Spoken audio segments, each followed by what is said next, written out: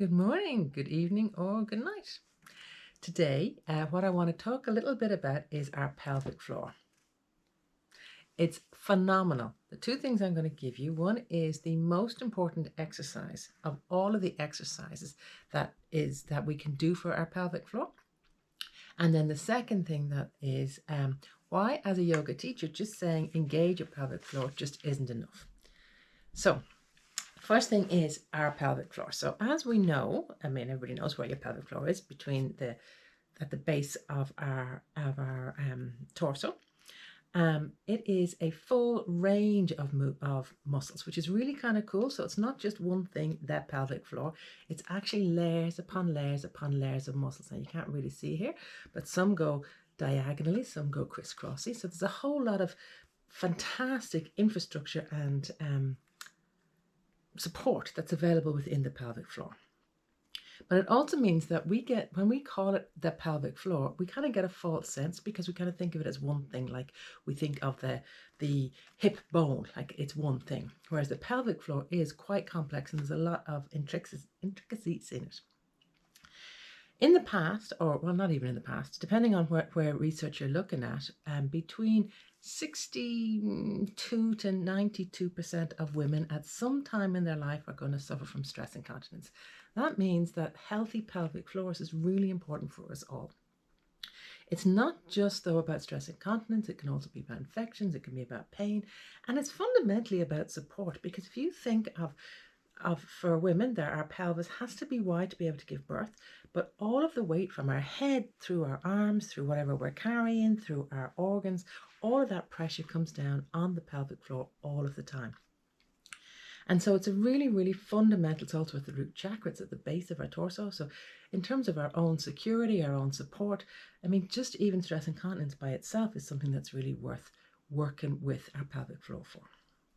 So here's the question: how or what do we do to be able to support ourselves with our pelvic floor? So the first thing is to kind of understand that in the past, we thought about pelvic floors in terms of not having any tone, not being strong enough, and that was what was causing this leakage, that it wasn't strong enough.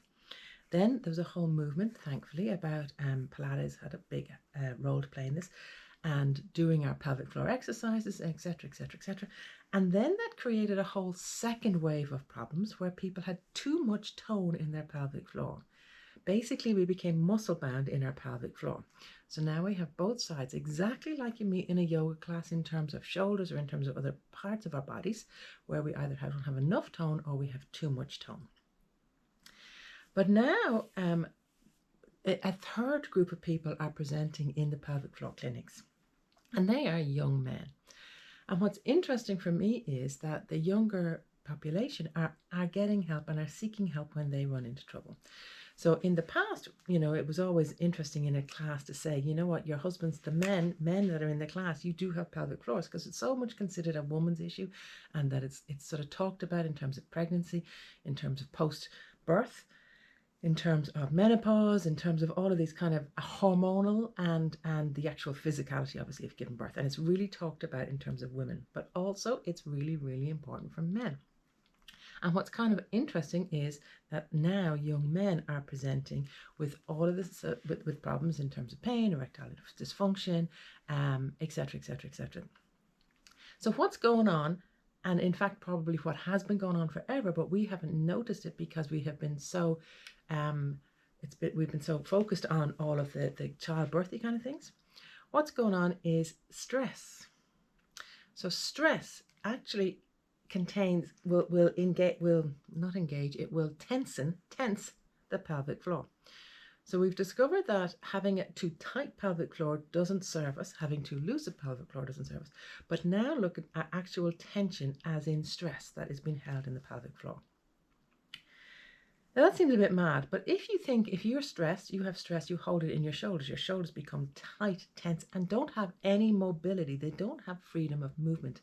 If you think about your jaw, when we do the kind of little face exercises, and you notice how much tension we hold in the jaw, and how when it's released, how much more freedom we have to move in the jaw. Why, if we can hold tension in our jaw, would we also not be holding tension in our pelvic floor? So if we want to work with the pelvic floor, if we want to increase the mobility of the pelvic floor, if we want to increase the functionality of the pelvic floor, if we want to increase the strength of the pelvic floor, we need to initially release the tension. So the first and the most important exercise for us in today's society in our pelvic floor health, believe it or not, is child's pose. Child's pose, yeah. I teach this. We've just had our classes this week in the studio, where we focus on pelvic floor health across all of the classes.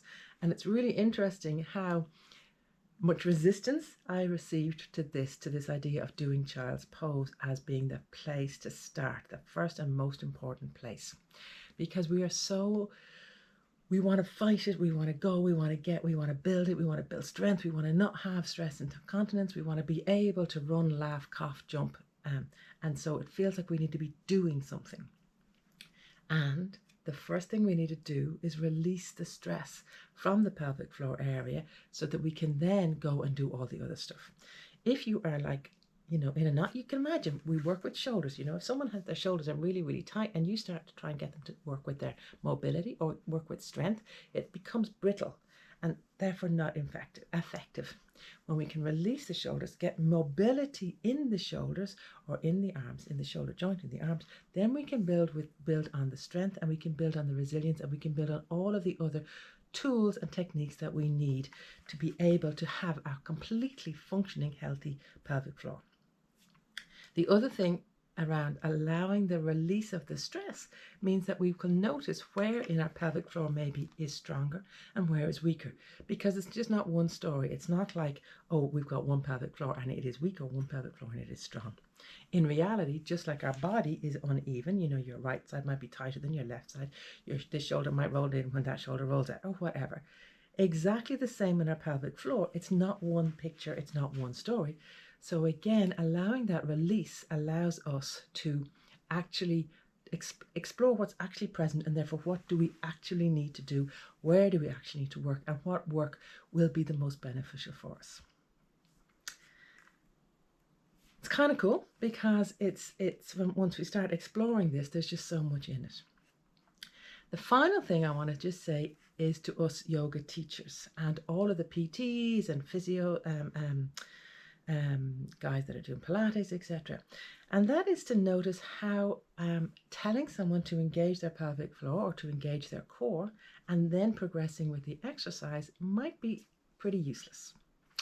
Why is it useless? So I want you to just imagine, or invite yourself or your class to imagine lifting something heavy out of the car. What do people typically do? So I do this practice where I get them to imagine it, then I get them to reimagine it and pay attention to their breath. So what are people doing with their breath is typically grabbing everything in. So they engage something. It may or may not be the pelvic floor depending on the tone, but at least they're engaging their belly, their butt, there's something been engaged. And then they lift whatever they lift, and then they try and get themselves to wherever it is they're leaving it down. Typically, people are not therefore breathing while they're doing that. If we're looking in yoga to get them to move into some sort of a pose, and we want them to be able to move, to use the weight of their body, to find the freedom in it, engaging is one thing, which they can probably do. But then once they start paying attention to everything else, they may well lose the engagement and just not be using their pelvic floor, not be using their core while they're doing the moving, if they're also doing the breathing, because we will cue them to breathe. And of course, once they let go of their breath, reasonable chance they've let go of all of the containment that they had. And so when you are working with this, after you've done the releasing part, when you're working with the building of strength and building of mobility, full range of movement in their pelvic floor, invite them when they're in the pose, when they're moving into the pose, cue them at that point also to see have they lost the engagement.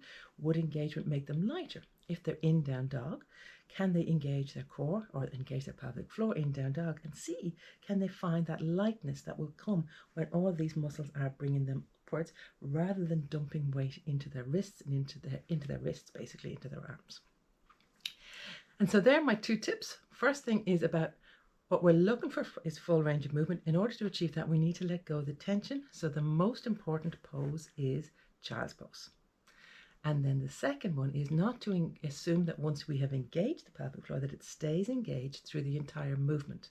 Because once we move on, we add movement, we add breath, we add weight, then the body typically can't do it all at once, and therefore the engagement possibly, potentially, probably, based on my experience, often is lost. So continue that cueing and continue that exploration. Cool. Have so much fun with it. Have fun with it. It is so important. It is so critical and it is so beneficial. So have some fun with it. Bye.